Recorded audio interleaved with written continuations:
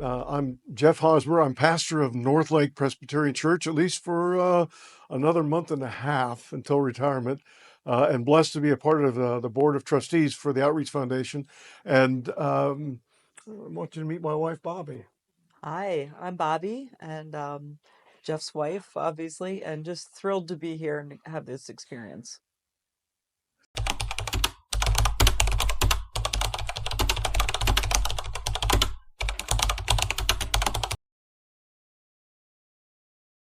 You know, we met with Pablo and Annetta Montana at the Outreach Foundation dinner back in September. And it was amazing to meet them and to hear their zeal for what they're doing here.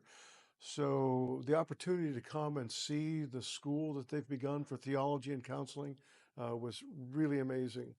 Meeting students from all over, a young woman from Kazakhstan, um, many, of course, from Poland, one American who was here in serving in Poland. Um, Bobby, you met a number of them, got to I talk to. did. And back in the fall when we met Annetta and Pablo, I felt an immediate attraction to both of them and of the mission that they were doing and what they were trying to, who they were trying to serve. And yes, I met a mother and daughter, both students at TC, Therapy and Counseling. That's it, the name Yeah, of it. yeah. And they were both able to study together and also missionaries together from a large family. And it was just a joy talking to both of them and hearing what they wanted to be doing down the road. We were really struck by the students who were actually with us online by video from inside of Ukraine. And so the school is really designed to serve students both on campus as well as online. And their testimony about what they're doing in and around Kharkiv and Kiev was amazing. What, yeah, Yeah. one of the gals that was online, 26-year-old young lady, and she had just recently moved back there after living, I think, in Poland. Mhm. And she just felt a call back to her home country. And she said there was bombing all around her, but she felt a call to minister to young folks. So she was helping youth, I believe ages 13 through 19, and just felt a real call to the ministry there, ministering to a lot of young people who had lost their families too in the war. Yeah. The counseling, of course, focuses on trauma, PTSD, and the multi-layered losses that so many have had as a result of the war. I mean, just under normal living conditions, we many of us have need for therapy, for counseling, for putting things in perspective with our faith and with other tools. And so to be doing that in a context where the war has been raging and having implications for generation upon generation now is really significant. So that's been a real blessing to Mm-hmm. be able to see that, understand what their mission is. Mm-hmm. And it's not a large school. Intentionally, they're very small, they're intimate, so they really regard each other, engage each other like a family. And the level of affection and mutual support was palpable. You could just feel it when you're with him. The amount of love they have for each other and the genuine caring, which I know transmits as they're out as graduates in the field. Mm-hmm. So that really was phase one of this retreat of our travel. Phase two has been the retreat with church leaders, ministry leaders here in Gdansk. And by the way, this is a fabulous place to be. It It's is beautiful. beautiful, charming.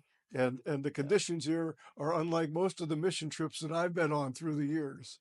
Uh, I'm not complaining at all about that, but it's very different.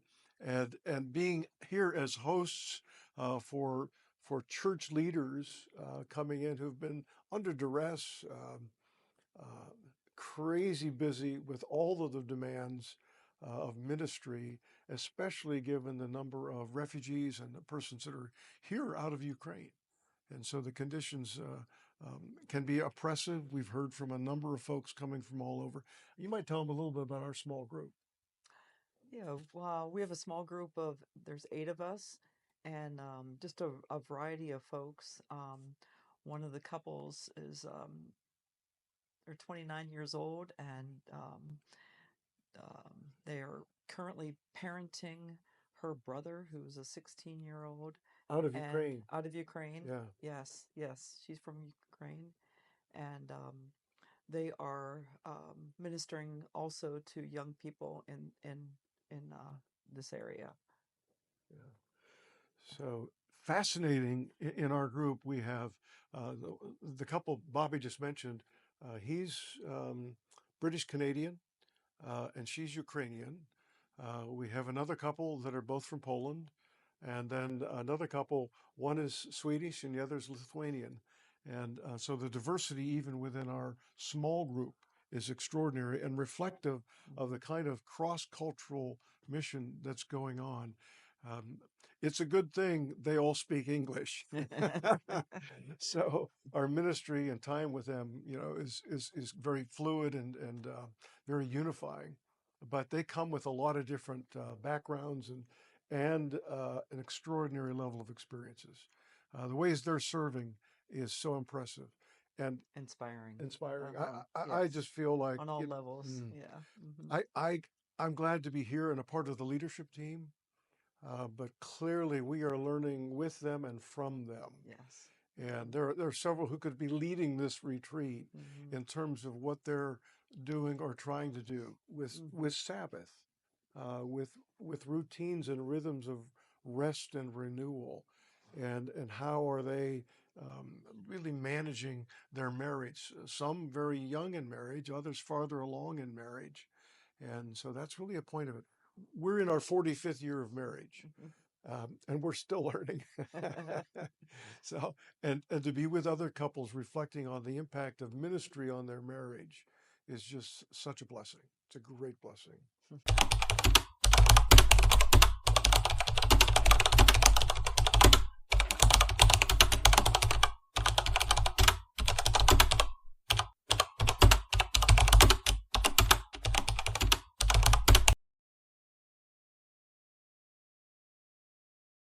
In the churches we've served, those who have experienced and shown commitment to the global church and the spread of the gospel Hmm. have been among the most spiritually mature and committed persons we've had in those congregations.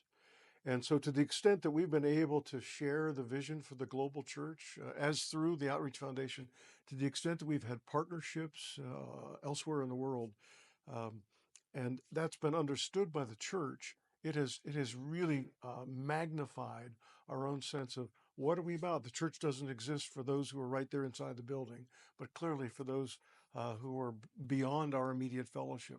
And so, how do we spread the gospel? And I think.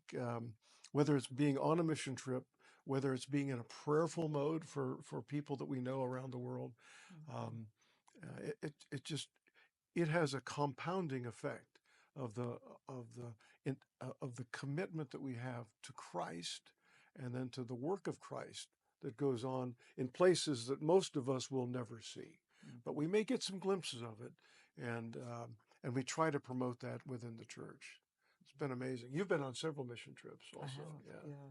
Just the awareness of the connection and what all that means. Mhm.